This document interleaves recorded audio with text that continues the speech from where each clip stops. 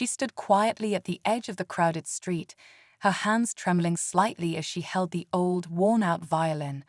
Her clothes were faded, her back slightly hunched, and her silver hair tucked beneath a dusty scarf. Most people barely noticed her, just another elderly woman trying to get by. But today, something was different. A group of young men had gathered nearby, laughing loudly, their phone cameras already recording.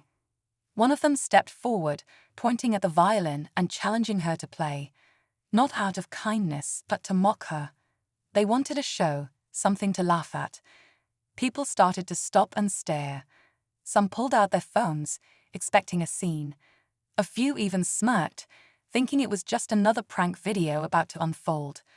The old woman hesitated, eyes flicking from face to face. You could tell she'd been through this kind of humiliation before. But then, without a word, she lifted the violin to her shoulder, closed her eyes, and began to play. What followed wasn't what anyone expected. The street, once buzzing with chatter and laughter, slowly fell silent. Even the ones who had mocked her couldn't look away. Something about the music, it wasn't just beautiful, it was haunting, raw, and filled with a kind of sorrow no one could laugh at. But that wasn't the most surprising part. As her bow moved across the strings with incredible grace, something happened, something that would change the way people saw her forever. And by the time she finished playing, the crowd wasn't just watching, they were frozen. What was it about her music that left everyone in shock? And who really was this mysterious old woman?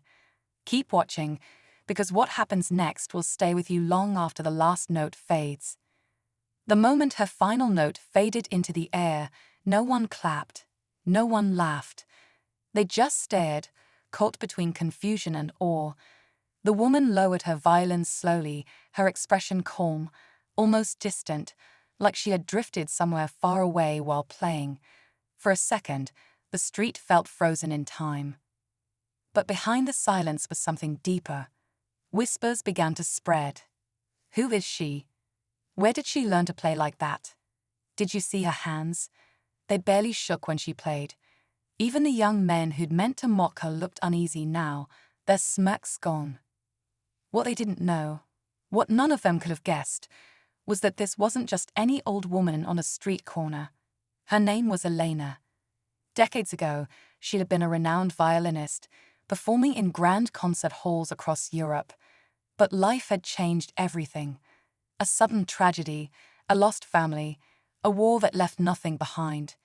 And just like that, her name disappeared from the world of music.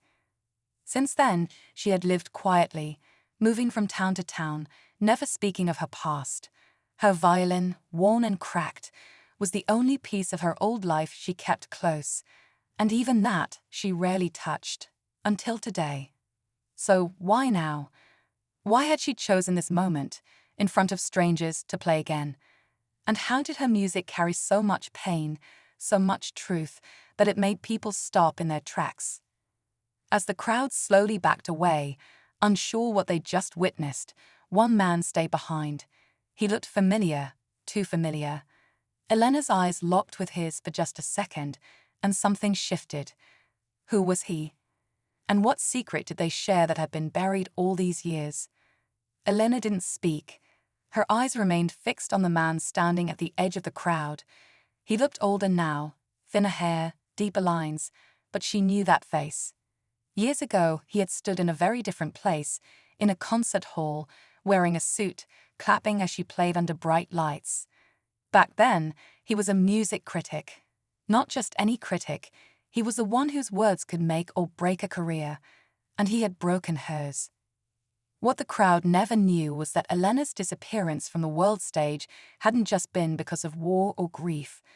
A scandal had erupted, false accusations about stolen compositions, whispers that she wasn't the real artist behind her most famous pieces. The story had spread like fire, pushed along by powerful voices. One of those voices belonged to the man now staring at her, holding his phone like it was a shield. He didn't expect to see her. Not here. Not like this. And as their eyes met, something in his expression shifted, from surprise to something almost like guilt. Meanwhile, Whispers continued to spread across social media.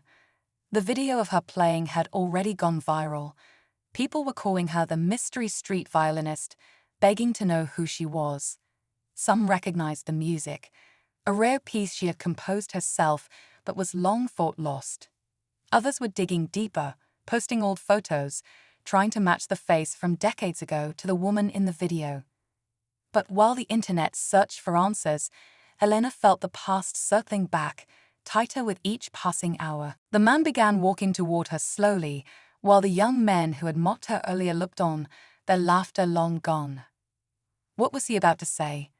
And was it too late to tell the truth? The man stopped just a few steps from Elena, his voice barely above a whisper. "Elena, I didn't know you were still alive." She didn't answer. Her hands gripped the neck of the violin tightly, not out of fear, but restraint. The crowd had mostly dispersed, but a few people lingered nearby, sensing something bigger was unfolding. He looked down, as if the weight of years had suddenly landed on his shoulders. "They told me to write it," he said. "Back then, I thought it was just politics, just protecting the symphony's name." He hesitated. "But I knew the truth. I knew the music was yours." Elena's jaw tightened. The wind picked up, brushing strands of grey hair across her face. She still hadn't spoken, but her silence was louder than any word. Around them, news had started to spread fast. More videos, more theories. A few journalists had shown up on the edge of the square, trying to connect the dots. Was this the lost violinist? Why did she vanish after that scandal? Did someone frame her? But Elena didn't care about the online buzz. Her battle wasn't with strangers, it was with this man, and the stolen years she could never get back. He took one slow step closer. "You can tell them now. Everything. I'll back you. I'll say what I should have said years ago." Still, she said nothing. Instead, she raised the violin again. The man's face changed. Panic, then realization. She wasn't going to speak. She was going to play. But this time, it wouldn't be a performance. It would be the truth. As the first trembling note cut through the air, sharp and cold as a blade, people turned their heads again. Everyone could feel it. Something was about to break. As the bow danced across the strings, the music changed. It wasn't sorrowful like before. This time, it was fierce, sharp, fast, filled with fire. It was the sound of someone who had been silenced too long. Every note slammed into the air like a confrontation, like a demand to be heard. People gathered again, drawn by the sheer force of it. The journalist near the edge of the square turned to her cameraman. "Keep rolling. This is something else." But just as Elena reached the peak of her piece, a man in a dark coat pushed through the crowd. Not the critic, someone new. His eyes locked onto her, and you could feel the change in the air. He wasn't just another bystander. In his hand he held a worn leather folder, clutched tightly like it held something powerful. "Elena," he shouted over the music, trying to get her attention. She paused for only a second, enough to see him clearly. Her breath caught. She recognized him too. He was the assistant conductor from the orchestra where it all fell apart. No one had seen him since the scandal. Rumors said he vanished overseas.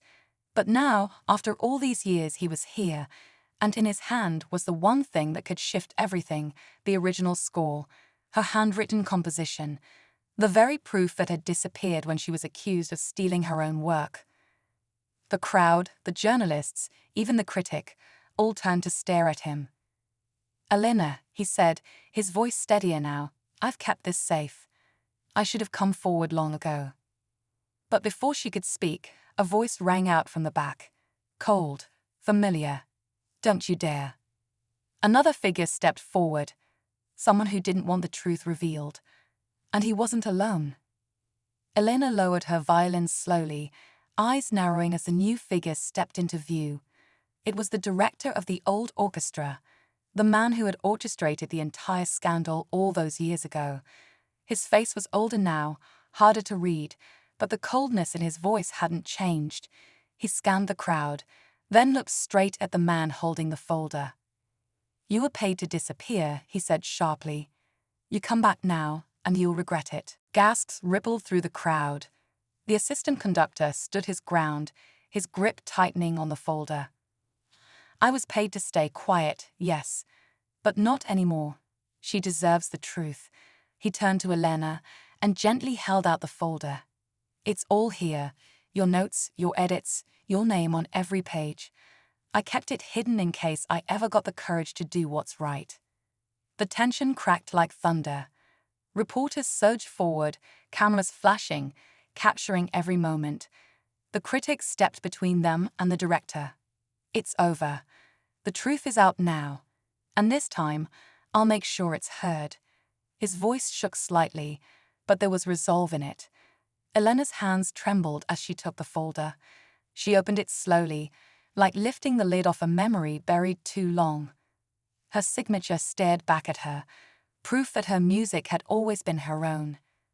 Just as the crowd broke into whispers, another sound rose, an alert from someone's phone, then another, then more. People started staring at their screens. "Elena," a reporter called out, confused. "There's more. You're trending, but not just for the music." The screen showed her face alongside a new headline: "Anonymous street violinist solves 40-year musical mystery." And below that, a sealed letter from a late composer's estate, addressed only to her. The crowd stood frozen as Elena opened the folder and then the letter, her fingers brushing over the paper with quiet care. Her eyes scanned the handwritten words, and for a long moment she didn't move. Then she looked up, tears in her eyes, but her expression was calm, almost peaceful. The letter was from a legendary composer she had once worked with in secret decades ago. It confirmed what only a few had ever known, that many of his most haunting and powerful pieces were inspired by her melodies. In the letter, he'd admitted that without her, his music wouldn't have lived the way it did. And now, with this final message, he had left her credit, royalties, and something more: validation.